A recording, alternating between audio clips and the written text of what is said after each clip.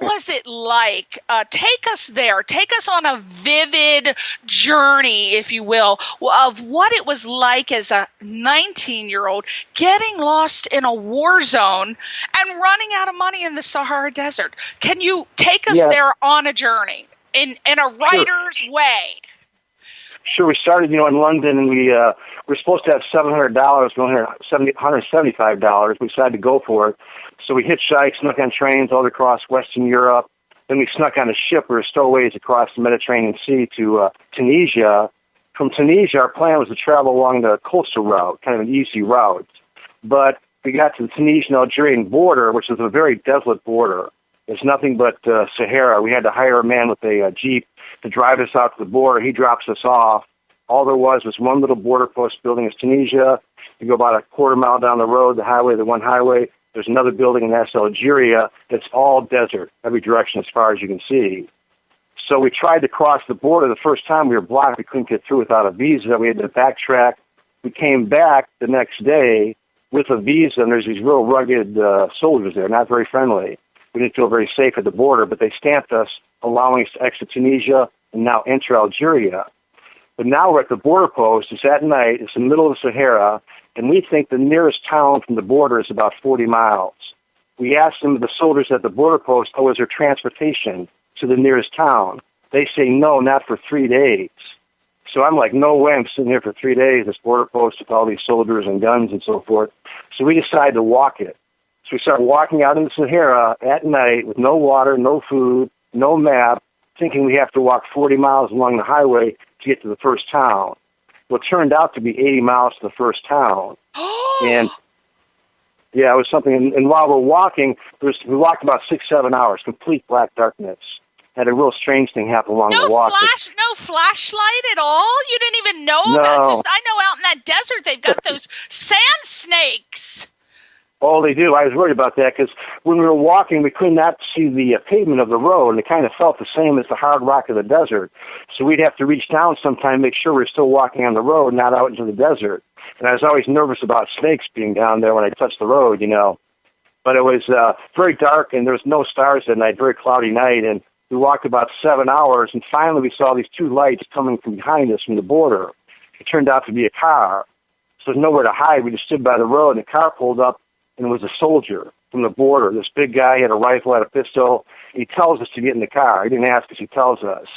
So we get in the car, and we say, shukran, thanks, Sahab, thank you, friend, thank you. We'll go to the first town. He drives all through the desert of the first town, but he doesn't let us out of the car. He turns dead south into the Sahara. We want to go north. And he drove us all night long for about 7-8 hours through 3 little towns and through the desert. And then that ride set us off in this incredible adventure. Because we reached the point we thought it'd be too far going back. We'll keep going forward. And while you're in the car, you obviously know that this guy is taking you in the direction you don't want to go. Why didn't you jump out and make a run for it? Were you guys too scared, or were you of the adventurous mind? Like, okay, well, if he's taking us to a death camp, maybe we got a joint in our pocket. We could just get high and go with it. What was your thoughts with this guy driving you? He didn't talk to you at all and communicate where he was taking you. Well, how could you just sit there? Well, we had really no choice. I was in the back seat, my brother's in the front seat. When we hitchhiked, one guy'd always sleep, the other guy'd rest, and then we changed when we were in the car. When he started south in the Sahara, there's no way to get out. Number one, he never stopped. There's only 3 villages, so we're always moving. And then second, out there in the desert, there's nowhere to hide. I mean, the desert is open for miles and miles and miles. So even if we jumped out of the moving car, all he had to do was stop, turn the lights on us, and follow us in the desert and do whatever he wanted to do, shoot us or something, So we just stayed in the car. He was armed. He had gun. Yeah, he had a rifle and a pistol in the car. He was a big guy, and he wasn't threatening us. He was just quiet and just determined to drive and didn't say anything to us. He kept driving. What it turned out to be is he wanted to trade black market with us for our money, which we did with him. Trade black market, which I did a lot of my travels sometimes. And in Algeria at that time, their money's not good outside the country.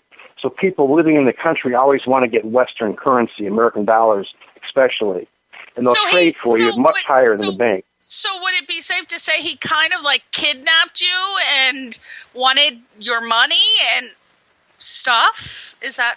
I guess so. I guess he wanted us in the car for the ride. We didn't really know, and he never told us. He finally stopped after about 8 hours outside this one little village, and then he started gesturing about trading money with him. So I talked to my brother. Well, I guess we better. He's got a rifle. So we started negotiating in the car with him, for American dollars for his currency. And we wanted to make a lot of money, so we held kind of tough. And we're in that little car, in the heat of that little cramped car for an hour, negotiating back and forth, back and forth. Finally, he got really angry. He just opened the door, threw my brother's backpack out on the ground, pushed my brother out, and told me to get out. And he took our money, and he gave us his money, and he drove away. And we made a lot of money, though, on that deal. Well, at least he didn't have to do that. I mean, he didn't have to give you anything. He could have just taken your money and your clothes, too, because, the clothes are, a hot item on the black market, and he could have just killed you or just left you on the side of the road. So that was... That's true. Well, there you go. That's I always look for the positive, so there you go.